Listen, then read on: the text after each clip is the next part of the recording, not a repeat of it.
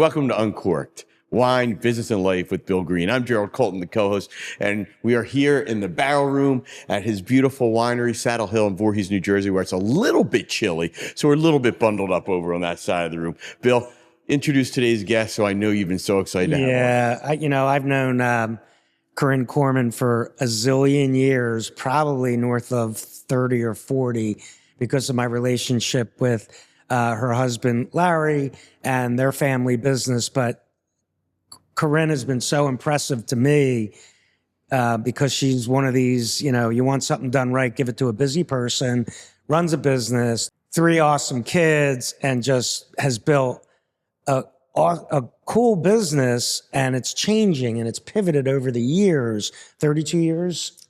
Approximately, yes. About 32 years. Korin has been in the beauty business, and she's not because she's just beautiful. She's actually has a line of products and services and so forth. So why don't you talk about the business and how it's evolved? Sure. So it started back, I was a graduate student at University of Pennsylvania, Wharton. My undergraduate years were at Duke University, and that's where I met my husband. And then I went to Wharton, I got my MBA, and I had an idea of a holistic health and wellness concept that I presented to the entrepreneurship department at the time. And it was the Wharton Snyder School of Entrepreneurship. It's changed over the years, but I was actually the last.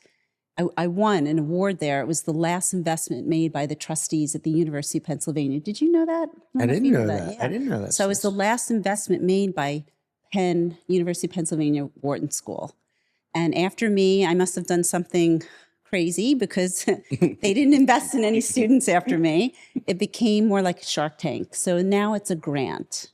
So I took the money and I opened up a small boutique in Chestnut Hill. The original brand was called 3000 BC, and it was based on the concept of, the name 3000 BC was based on the concept of ancient Egypt. And I created it on the concept of aromatherapy. So it was back at a time when a culture utilized essential oils in all aspects of life, and it was the ancient Egyptians. Health, holistic health, wellness. It was utilized in ancient rituals. It was utilized in religion, and obviously, in beauty. So we went into the archives in the museum at University of Pennsylvania, and we looked at just the beauty of, the jewels and how they structured things. I had never been to Egypt. I still haven't to this day. But even in New York, at the museum up in New York, and just the beautiful colors of the lapis and the gold and the onyx, and we incorporated that into the boutiques. So, because everything is so precious, it looks like jewels. I'm so blown away. This is why you're a grad student. This is called entrepreneurship. And I'm blown away by the concept, and plus the fact that you weren't there. It wasn't like a Cleopatra movie that motivated you. It's just fabulous. I also am kind of curious what the world was like 30 years ago for a woman starting out a business like that, as a young lady. It must have been probably a little bit different than it is now. Well, it was very, very difficult for me, honestly. And it was a family and friends round in Penn. So I had $108,000 that I started this with, and I opened, and it was an absolutely beautiful, stunning location in Chestnut Hill. And it looked like it came out of Manhattan. And so I opened this boutique up. 2-3 years later, I started to I knew that initially it was products from leaders in the world of aromatherapy. And back then there was no internet. So I had to look at the backs of books to find who are the leaders in botanical skincare. And they were in Europe. So eventually I realized I could do it myself. And I needed to figure out a way, how am I going to know what products to make? How am I going to make these the best botanical products in the world? All right, I'm going to have to experiment on people. How do I do that? Well, then I created a small little day spa. This was the beginning of day spa. Okay. So I opened up a little aromatherapy spa. I was the first aromatherapy spa in the United States. And after that, it just became a journey. I experimented with a lot over the years. I was the first aromatherapy body line in the United States, first aromatherapy day spa, first aromatherapy baby line, drugstore.com. This is in the beginning of the internet. It was the first botanical line on drugstore.com. I did roll out more than one location back in the day. I experimented with a lot of different things. And on Chestnut Hill, right? Yeah, Kind of part of Philadelphia. I think what was a little difficult is that being in Philly, it's not New York. I think had I been in Manhattan, I would have been in a different trajectory. But my family was in Philly. I took my time. It was a little bit different growth model. Eventually, I was wholesaling my products. Everywhere I went, they took it. I was in Henry Bendel's Fifth Avenue. I was in some big spas across the country. I'd gotten into some of the Disney properties. So this went on and on and on for years. Eventually, I'm going to catapult this because I could be here for... Yeah, no, I mean, you've had, and I've watched it, a series of pivots. And I think that's the greatest lesson that our viewers and listeners are going to want to hear about is, hey, this wasn't working. And what did I do? I always changed the growth pattern. And that leads me to, eventually I realized as I was aging, my demographic was aging, my client base, my patient base was aging. So eventually I realized, okay, I got to get more involved in the medical end of this. I brought on a medical director, and eventually I'll never forget this day because I had the most beautiful location in Chestnut Hill, locked the door, closed up, and I relocated in Philadelphia, downtown Philly, and I rebranded under a new name called Body and Beauty Lab. And it was a handshake deal with the chairman of Jefferson Health. And so it said Body and Beauty Lab, and then underneath it, powered by Jefferson Health. I was the first med spa that ever collaborated with a medical center. So that was another first. But when you think, like when I think med spa, I think Botox, I think, some kind of medical massage or something like that. We stopped doing massages. You stopped? So, yeah, we stopped doing that. So it was much more medical-based skincare, lasers, chemical peels, all types of injectable services. We brought in nurse practitioners, PAs, obviously medical directors. We collaborated with doctors at Jefferson as well, facial plastic reconstructive surgeons. But what was different about Body and Beauty Lab, and I don't even know how I trademarked that name because it's just such a generic name, but I was able to trademark that. That's awesome. Is that I brought over some of the holistic components. So we diffuse essential oils in the lobby. We utilize some of the essential oils in the services. So there's still a little bit of that element there. I didn't abandon all of it. Do you make your own essential? I have the most extraordinary botanical lab. I'm not going to say who it is. They're in Northern California, and that's all I will say. So I do have a lab. I have a private label skincare brand, but I also have, state-of-the-art clinical products that we sell too. So do you do lavender essential oils, which is one of the most popular? Or is that too basic? It's very, very basic. And too much of a commodity, right? Yeah, I used to carry over 100 essential oils back in the 3000 BC day. I don't do that anymore. You can buy essential oils online. You can get it at Whole Foods. You can Amazon, right? Yeah. I'm going to be launching soon some body care products. I stopped doing that, but I'm going to be relaunching that for my new, the brand that I have now. And you have a bunch of stuff you have some things in the pipe we really can't talk about yet? Well, before we leave that, I just want to say, I have about 2 years ago, I did collaborate with a private equity fund. They're partners. So we have 2 in the Philadelphia area. I have 1 in West Palm Beach, and I have a body and beauty lab that we're going to be opening up in Bal Harbor area. So the goal is 30 new locations.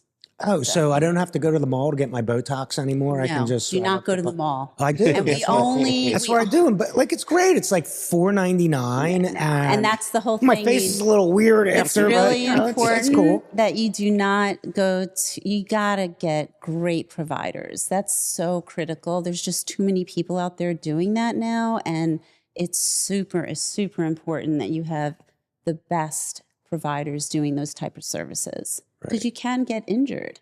It's not a joke. Yeah. So anyway, yeah. No, we're going to take a little time out here because we are wine, business, and life. Okay. And we're going to interject the wine part. We sit in this really beautiful plate. Go all the way to the back, far left, and I'll let Bill introduce our first wine. Yeah. So our first wine is the first reserve wine that we made here at Saddle Hill. It's 2022 Saddle Hill Vintners Reserve, and it's a classic Bordeaux blend of 5 different grapes. And it's, I want to hear what you have to say about it.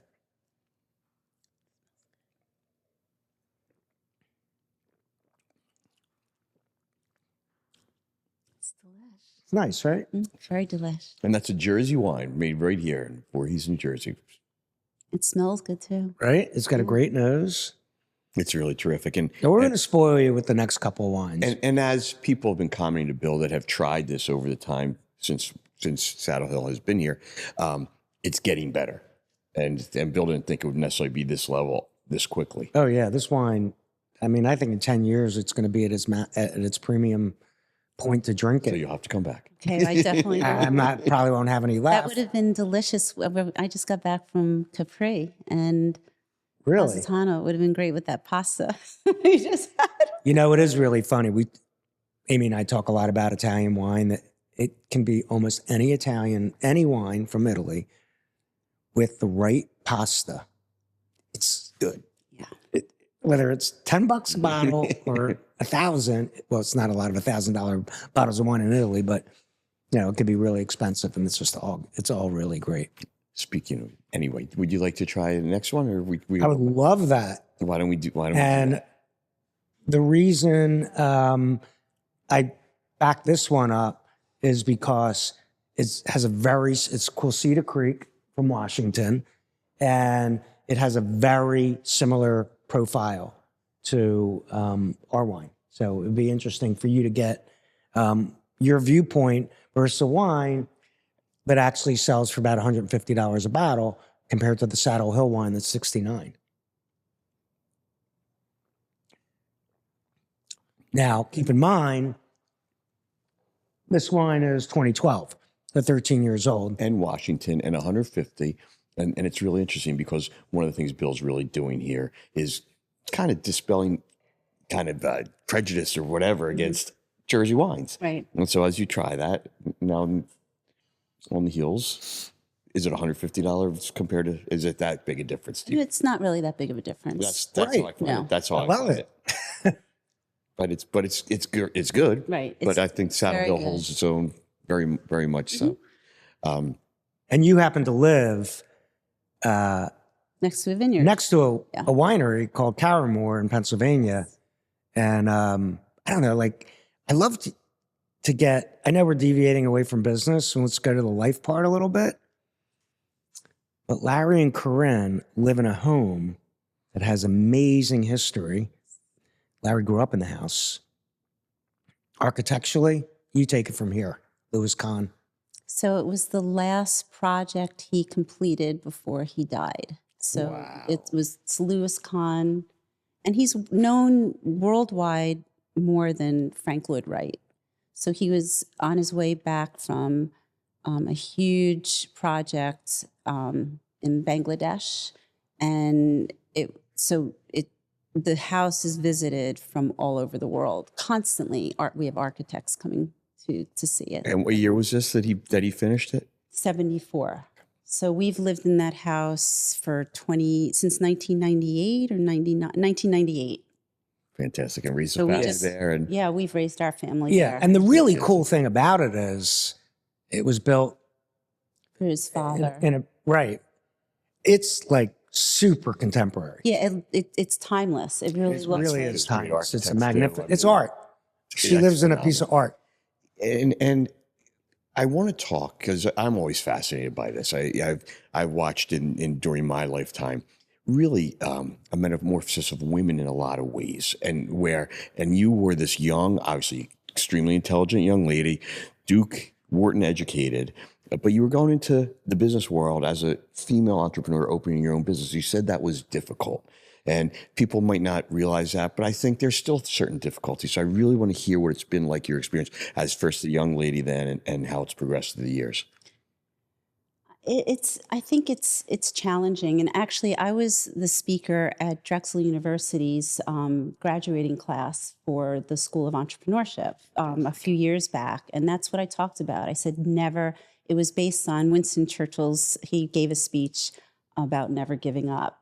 And I talked about that. You just cannot, you have to stay focused. You have to visualize. You have to just stay very, very true to your vision and just project that out there. And I think it is an extra difficult thing if you're a woman. But maybe it's gotten a little bit easier.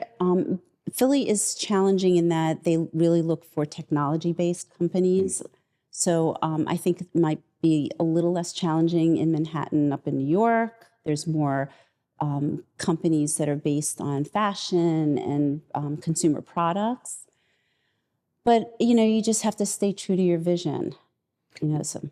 If there's still prejudice against women out there, you're missing the boat. And it's been great to watch that change from my mother's generation, where she was an extremely brilliant woman, but she didn't think of going into things business-wise or anything. And I think if she ever had one regret in life, it's kind of that. Well, there's a saying, select, project, expect, collect. And you just have to stay true to that vision and just, stay on that path. Just curious, the makeup of your Wharton class of men versus women back then. Was it a split? There were more guys than that's girls. what I figure. We've come a long way in a short period. But I had a few interesting people. I had the And One group in mine graduating. Remember that whole sneaker crew? Yeah, I had some fun people in and around. The Warby Parker crew were after me. There were some interesting people in and around my. Hey, Korin, let's talk about, again, because let's flip back to business, and it's really a lesson that you were so inspiring to me because your business model had to change, and it changed a few times. And your Larry's family, his business is big and he works a lot, and you got the kids. And was there a period where you kind of felt like you were kicked down, and what made you not give up?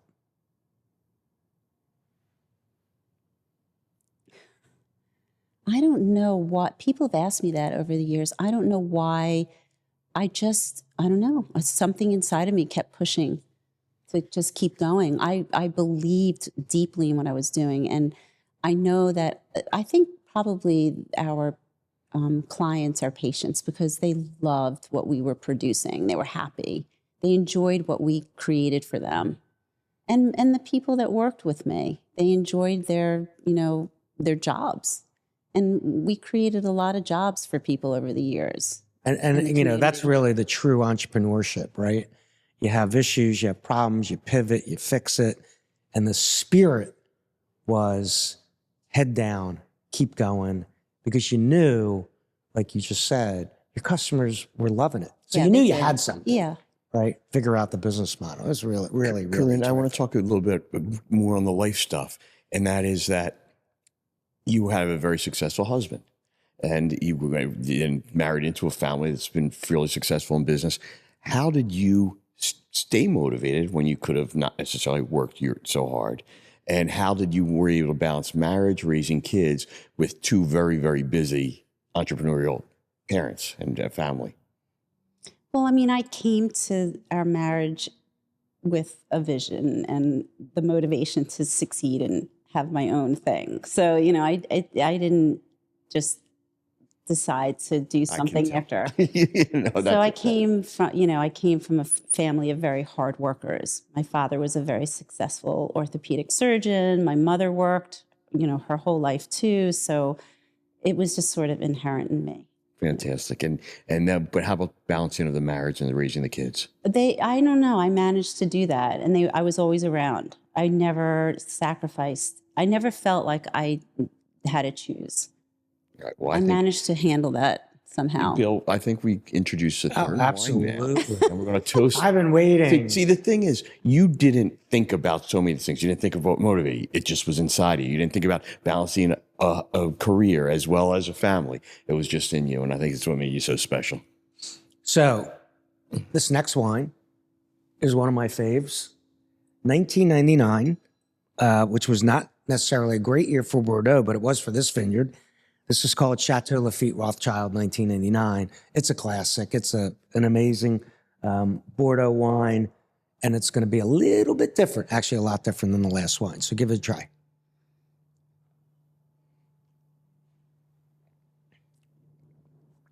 Oh, man. Well, Am I taking this one to dinner?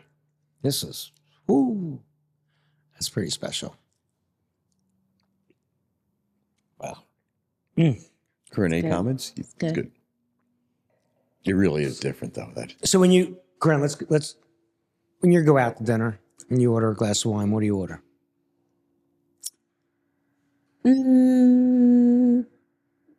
Typically, I like Chardonnay. Okay, there you go. Production, those guys, they were betting on it. There was a bet right there. Yeah, they were just betting. She's going to say Chardonnay. I get it. I saw, man. I was watching your grins over there. Korin, Duke basketball? Oh, yeah. You've had a lot of enjoyment over the years, I'm sure, rooting for that. And UNC rivalry? Back in the day, I was there in the 80s. Cameron. Are you kidding me? I mean, in the 80s was when Coach K first came to Duke, and it's really the Duke that we've come to know. That's when it was really born. So, yeah. A lot of fun. Penn once had a basketball history, too. It's tough in the Ivy League. But, Phil, one of the things that we get to do here is hear just so many diverse, different stories. And your story's so fabulous. And I want to leave on this note because I saw how you lit up when you started talking about what you do for your customers, that making them feel good. And just talk about how good that makes you feel, obviously. And that must drive you just as much as the economical part of it. It's never really been about the money. It's always been about what I can do, the next step. And that's why, like we were talking, there's a new chapter that I'm working on right now for women's health. And I think this is going to be a massive game changer. Are you able to share it with us? Or is it too soon? It's something that will involve a utility design patent, and it's going to help women of all ages. Great. So it's going to be something very exciting. And when you're ready to talk about it, we're going to have you back. We'll have you back. Great. And everything. But Bill, I know that you feel the same way about this project, Saddle Hill. You get to give so much satisfaction to people. With all the issues, and I went into this with a lot of knowing there was going to be a lot of moving parts. Now I get overwhelmed, and I asked you that question about, do you ever feel like you never feel like you want to give up? But when I get, whether it's an email or a message on social media on how that customer feel when they came here, they go, I'm in Voorhees, New Jersey.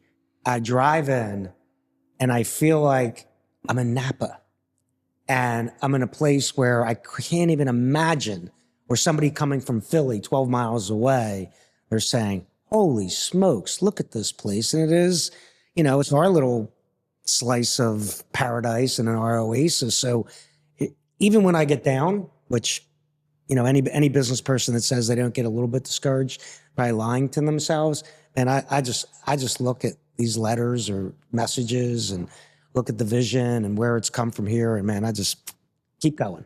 What's next? It's incredible what you've built here. Thanks a lot. Appreciate it. So in raising your kids, or any other kid who would come to you, any advice you would give them about a career path based on what you've learned? You have to love what you're doing. If you don't love what you're doing, stop. and find a path that makes you happy. And you're still loving what you're doing, very obviously. Bill loves what he's doing, and both of you continue to drive forward with new projects and new ideas. And we'll really look forward to hearing about the next chapter when you're able to talk about it. Thank you. Corinne, thank you so much. Thank you. Great Absolutely seeing awesome, you. Gerald, as Korman. always. Thank you. So on behalf of Bill Green, here from Saddle Hill Winery, I'm Gerald Coleman, and really appreciate Korin Korman joining us. And we'll see you next time on Uncorked.